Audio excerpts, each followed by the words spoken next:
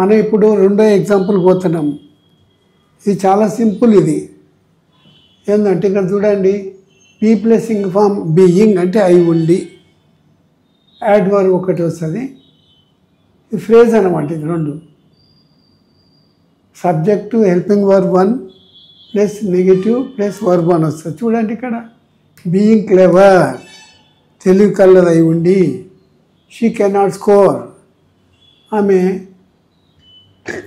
ఎక్కువ మార్కులు సాధించలేదు. తెలివి కలదే, కానీ మరి ఎట్లా రాసిందో వాళ్ళు అడిగిన క్వశ్చన్కు సరైన జవాబు రాకపోతే వారు మార్కులు ఇయ్యరు. మరి ఇందులో ఒక ఫ్రేజ్ ఉంది, ఒక సబ్జెక్టు, ఒకటి నెగిటివ్ హెల్పింగ్ వర్బ్ తోటి ఉన్నది, ఆబ్జెక్ట్ ఉంది. మరి ఇక్కడ కాంపౌండ్ చేయాలంటే రెండు సబ్జెక్టులు ఉండాలి, రెండు విడివిడి వాక్యాలు ఉండాలి, నడుమ కన్జంక్షన్ ఉండాలి. ఇప్పుడు మనము ఈ క్లెవర్ యాడ్వర్బ్ తోటి తెలుసుకొని ఒక సబ్జెక్ట్ షీ అని మళ్ళీ రాసుకోవాలి.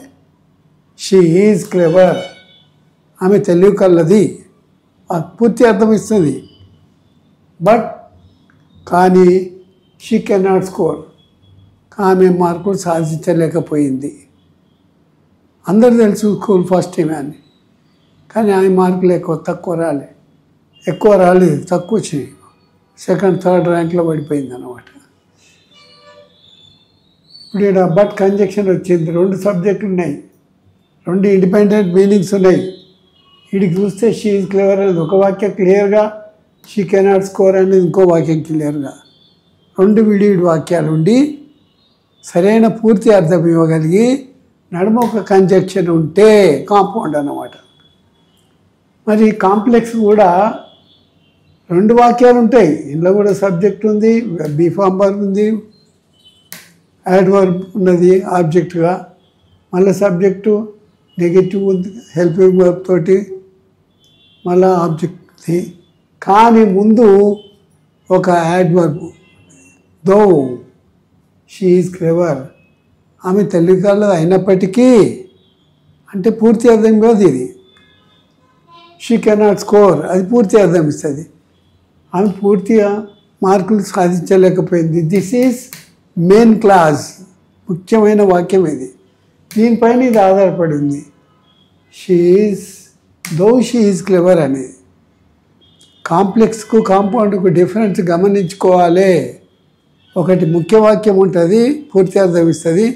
రెండవది ఒక యాడ్వర్బ్ కానీ ఒక ప్రిపోజిషన్ కానీ ముందే చేర్చడంతో అప్పుడు కాంప్లెక్స్ అవుతుంది. దీన్ని సబార్డినేట్ క్లాస్ అంటారు. దీనిపైన ఆధారపడేది.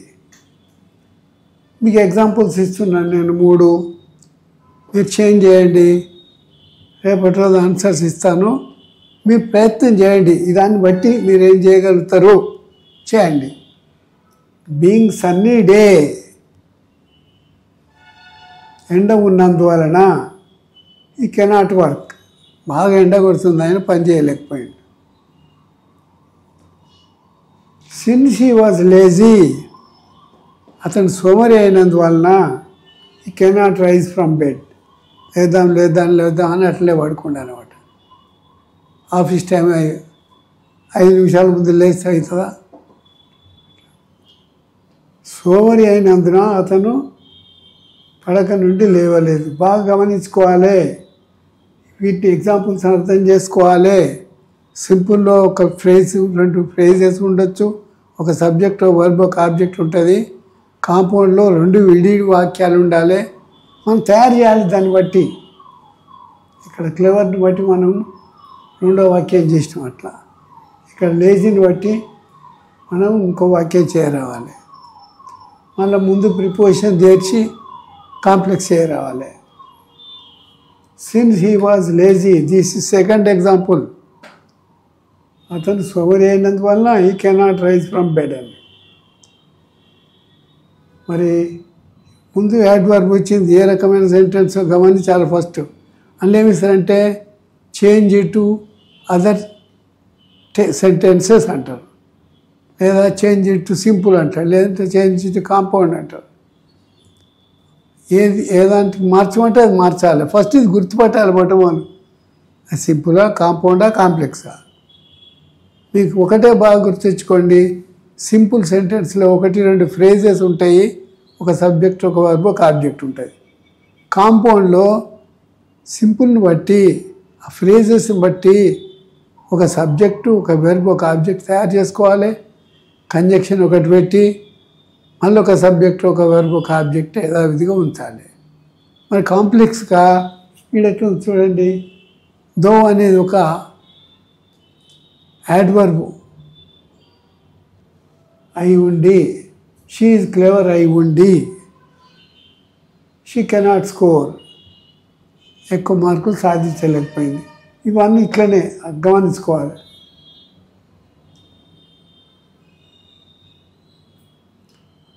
On account of being busy. చూడండి, ఇందులో 2-3 ఫ్రేజెస్ ఉన్నాయి. On account of being busy, పనిలో ఉన్న కారణం చేత. He cannot lift the phone. Phone మోగుతూనే ఉంది, ఆయన పనిలో ఉన్నది. అది మెసేజ్ ఎంబడి పంపేది ఉంది, కొడుతున్నాడు, ఫోన్ వస్తుంది. థర్డ్ ఎగ్జాంపుల్ ఇది. In case of playing well. ఇక్కడ ఇన్ కేస్ ఆఫ్ అనేది ఒక ఫ్రేజ్, ప్లేయింగ్ వెల్ అనేది ఇంకో ఫ్రేజ్. They will win. మంచిగా ఆడినా వారు గెలుస్తారు, అంతే. మరి ఇది గమనించుకోండి. ఇందులో ఇంకో సబ్జెక్ట్ లేదు. అందులో ఒక సబ్జెక్టు, ఒక వర్బ్, ఒక ఆబ్జెక్టే ఉంది. ఇందులో లేదు కాబట్టి 2 ఫ్రేజెస్ ఉన్నాయి. ఇది సింపుల్. ఇది మరి కాంపౌండ్ చూడండి. ఈ ప్లేయింగ్ నుంచే in case of playing well, ఈ వెల్ నుంచే మస్ట్ అని మనం యాడ్వర్బ్ తయారు చేసుకోవాలి. They must play well. వాళ్ళు మంచిగా ఆడాలి. మరి దెన్ దే విల్ విన్. అప్పుడే వాళ్ళు గెలుస్తారు. చూడండి, వాళ్ళు మంచిగా ఆడినా అప్పుడు వాళ్ళు గెలుస్తారు. ఇక్కడ కండిషన్ ఉంది. కాంపౌండ్ ఇది. 2 సబ్జెక్టులు ఉన్నాయి, 2 వర్బ్స్ ఉన్నాయి, 2 ఆబ్జెక్టులు ఉన్నాయి. మరి కాంప్లెక్స్ చూడండి. ముందే అన్లెస్ అని ఒక యాడ్వర్బ్ చేర్చారు. They play well. మంచిగా వాళ్ళు ఆడకపోతే ఏమైతుంది మరి? They can't win. వాళ్ళు మంచిగా వాళ్ళు ఆడకపోతే వాళ్ళు గెలవరు. ఇది కంప్లీట్. దే కెనాట్ విన్ అనేది మెయిన్ క్లాస్. పూర్తి అర్థం ఇస్తుంది. ఇది పూర్తిగా అర్థం చేర్చడం వల్ల, యాడ్వర్బ్ చేర్చడం వల్ల, అన్లెస్ దే ప్లే వెల్, వాళ్ళు మంచిగా ఆడకపోతే. It is subordinate clause. దీనిపైన ఆధారపడి ఉంది. ఇది ఉంటేనే ఇది అర్థం ఇస్తుంది, లేకపోతే ఇవ్వదు. మీకు ఎగ్జాంపుల్స్ ఇచ్చినాను. They must yield the field.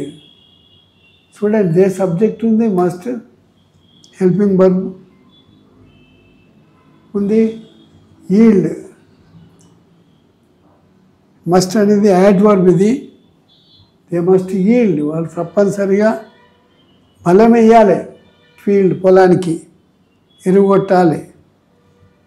Then they will get good crop. అప్పుడే మంచి పంట వస్తుంది. బలమే వేయలేకపోతే మంచి పంట రాదు.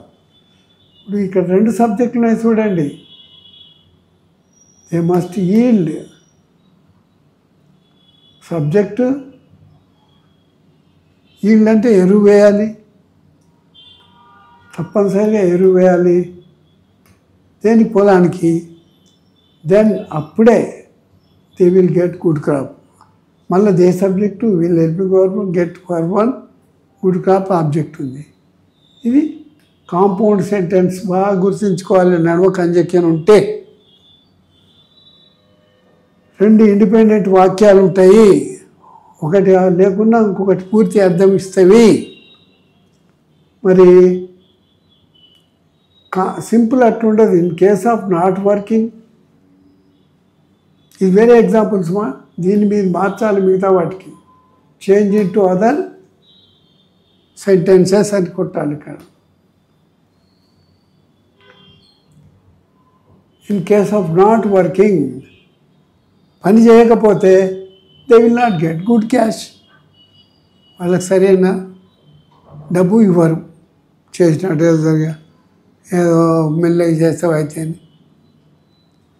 ఒకరోజు పని 3 రోజులు చేసిన అనుకో, ఏం పని కాలేదని పూర్తి కూలి సరిగ్గా ఇయ్యాడు ఆయన, సగం ఇస్తాడు, పావు ఇస్తాడు.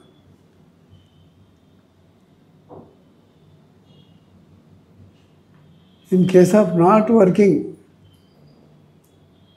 హార్డ్ అని చేర్చాలి, they will not get good cash.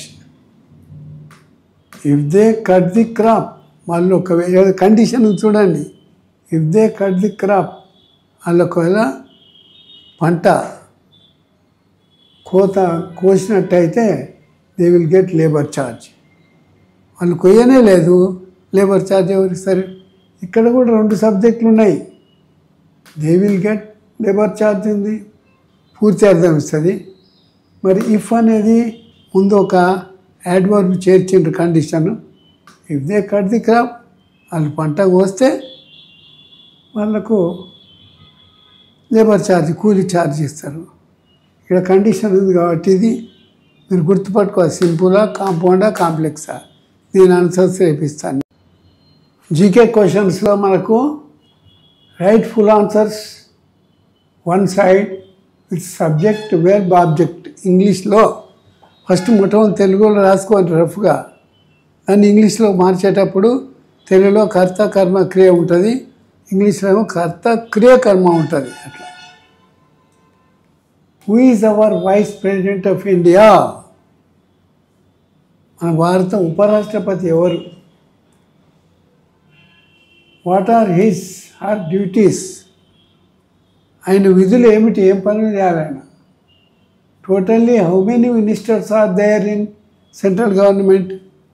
మొత్తానికి ఎంతమంది మంత్రులు కేంద్ర ప్రభుత్వంలో ఉన్నారు? ఎన్ని శాఖలు ఉన్నాయి? ఒక శాఖలో, పెద్ద శాఖలో ఎక్కువ పనులుంటే మినిస్టర్ ఇస్తారు, క్యాబినెట్ హోదా ఇస్తారు, స్టేట్ హోదా ఇస్తారు.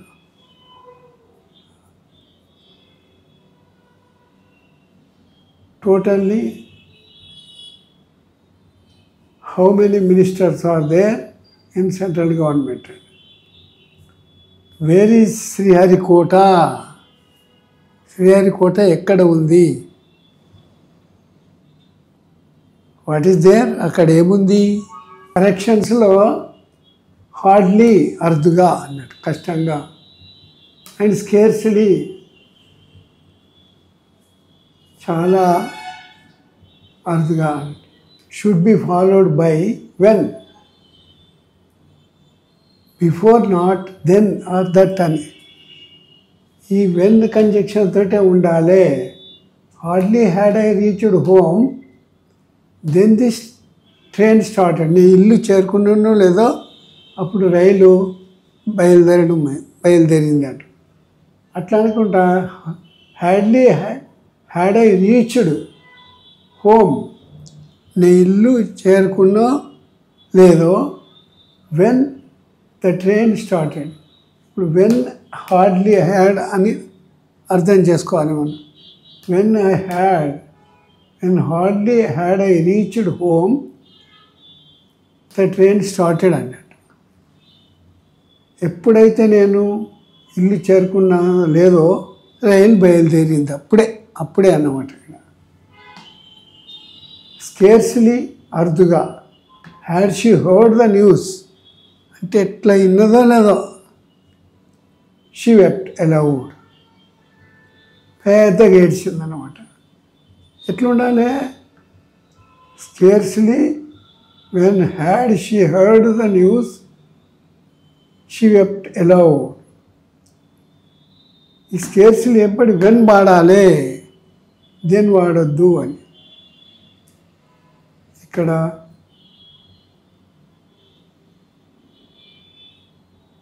దెన్ వాడింది ఇందులో. Scarcely when had she heard the news, ఇట్లా వార్త విన్నదో లేదో షీ వెప్ట్ అలౌడ్, పెద్దగా ఏడిచిందన్నమాట. ఏదైనా మరణ వార్త వాళ్ళ దగ్గర బంధువులది చెప్తే ఏడుస్తారు. ప్రిపోజిషన్స్. స్కిల్ ఇన్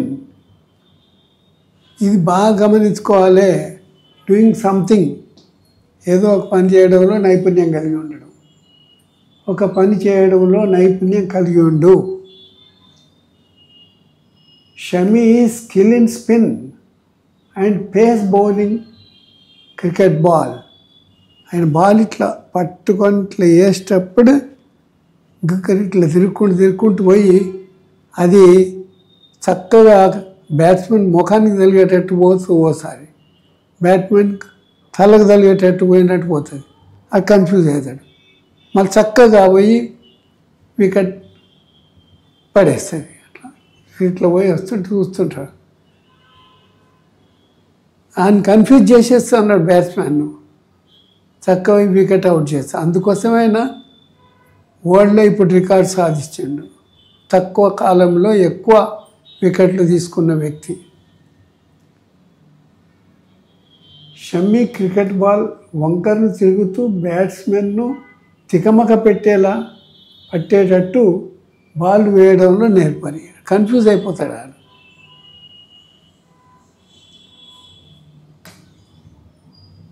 మీడియం నానుడి, అబౌండ్ ఇన్, నిండుగా సమృద్ధిగా అన్నట్టు. Rains are abound in short time this year. ఈ సంవత్సరంలో తక్కువ సమయంలో సమృద్ధిగా ఎక్కువ వర్షాలు కురుస్తున్నాయి. 2-3 గంటలలోనే ఒకేసారి కుండపోత వర్షం పడిపోయింది అనమాట.